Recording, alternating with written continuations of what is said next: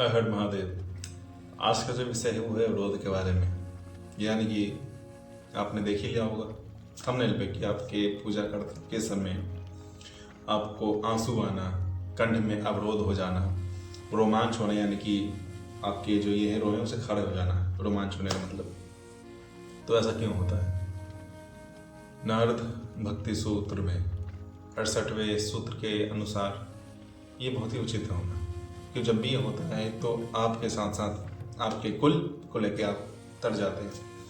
यानी साथ आप तो तरते ही, मतलब आपका मोक्ष तो होता ही है, लेकिन साथ ही साथ जो आपका कुल है उनकी भी सदगति होती है। जब भी ये हो तो इसे रोकना नहीं चाहिए। यानी कि जब भी आपको ऐसा ही आंखों से आंसू बहने लग जाए, रोमांच हो या कंठ में अवरोध हो जाए बोलते समय, बोलने में परेशानी, तो आपको इसे आने देना चाहिए इस आवेश में। ये जब भी आता है, सबसे पहली बात हम समझते हैं, अगर ये भगवान के प्रति आ रहा है, उनके प्रेम आवेश आवेग के साथ, प्रेम आवेश में आ रहा है ये भगवान के प्रति, तभी ये उचित है।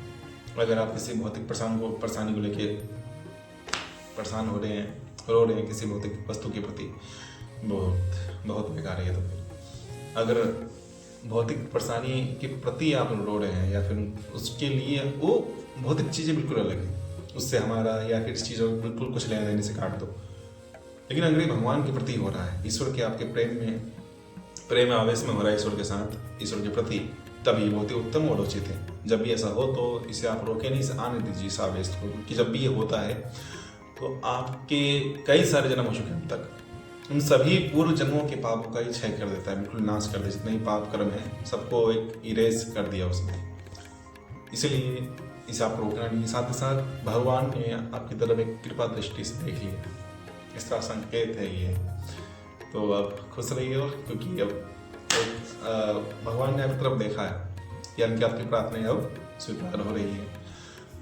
तो सावधानी से अब अपने जीवन को व्यतीत करिए, ये आपसे कुछ भी ऐसा गलत कर्म ना हो जाए। और इस भक्ति की वृद्धि के लिए एक शुद्ध भक्त का लक्षण भी यह है कि उसके अंदर एक रोमांच होना, कंठ का अवरोध होना, आशीर्वाद होना एक अन्य भक्त का लक्षण है।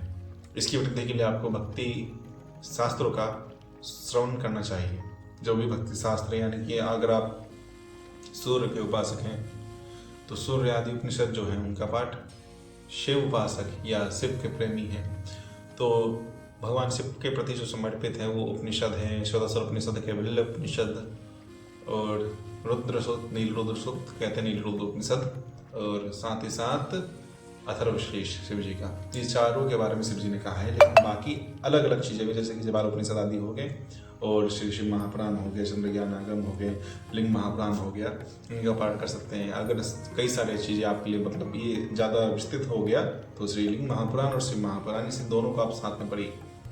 और अगर इतना समय नहीं मिल पाता आपके पास, मतलब कि, तो पूरा प्रयास करना चाहिए कि इसे आप पढ़ें, इसके अनुसार आप अपना जीवन जिए। लेकिन अगर इतना समय नहीं मिल पाता तो आपको शिव गीता का पाठ करना चाहिए।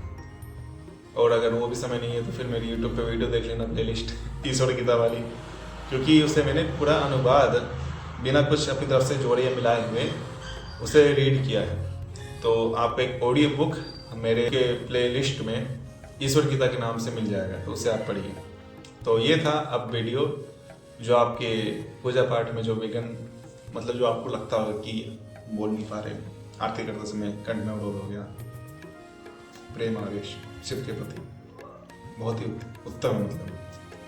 लेकिन कई बार ऐसा होता है समाज जनों के साथ कि अगर आपको उनके प्रेम में अश्रुपात हो रहे हैं, उनके प्रति साथ ही साथ रोमांच हो रहा है, तो एक ऐसा एकांत स्थान ढूंढिए जहाँ पे कोई आपको ढूंढ ना पाए।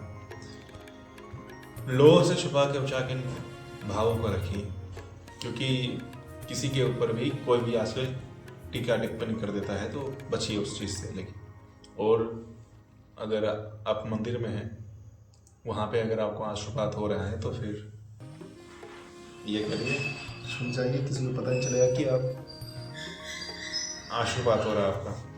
और प्रेम से भगवान से वचन करिए, शिव के प्रति, मतलब ऐसे चेष्टा करिए कि आपका एक हर क्षण जीवन समय सब कुछ सिर्फ प्राप्ति के लिए हो। इस मार्ग में चलते चलते आपको अद्वैत सिद्धांत स्वतः ही समझ में आने लग जाएगा। तो ये था आज का वीडियो जिसमें आपने देखा, अगर आपको अश्रुपात, कंठ अवरोध या फिर रोमांच होता है इत्यादि जो चीज़ें होती हैं, तो उसका मतलब क्या था कि आप भगवान के प्रति समर्पित हो रहे हैं और करीब पहुंच रहे हैं, एक लक्षण ये भी है। और दूसरा कि अब आप उनके करीब आ रहे हैं तो कुछ ऐसा ही कर्म करें कि आप उसके और पास आ जाओ, उस चीज़ों के और पास। हमारे धर्मशास्त्र गरुड़ पुराण में कहा गया है, हरि प्रीति करे धर्मे प्रीति युक्त भक्त सदा, कि जो कर्म हरि को प्रिय है सिर्फ और सिर्फ वही कर्म करें।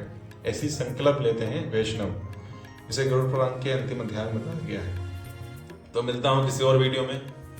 ये था वीडियो, अगर आप पूजा पाठ में आपको आंसू आ रहे हैं, कंठ अवरोध, उसके विषय में। मिलता हूँ किसी और अन्य वीडियो पे। अब मुझे पता नहीं अगला वीडियो कौन सा होगा, लेकिन जरूर मिलूंगा और जल्दी मिलूंगा। और साथ ही साथ नहीं, ये नहीं कहूँगा मैं लेकिन मिलूंगा। और कहने वाला था कि 1000 सब्सक्राइबर होने वाले हैं। क्या ही कहूँ, कोई देखता तो नहीं वीडियो वैसे, क्या कहना।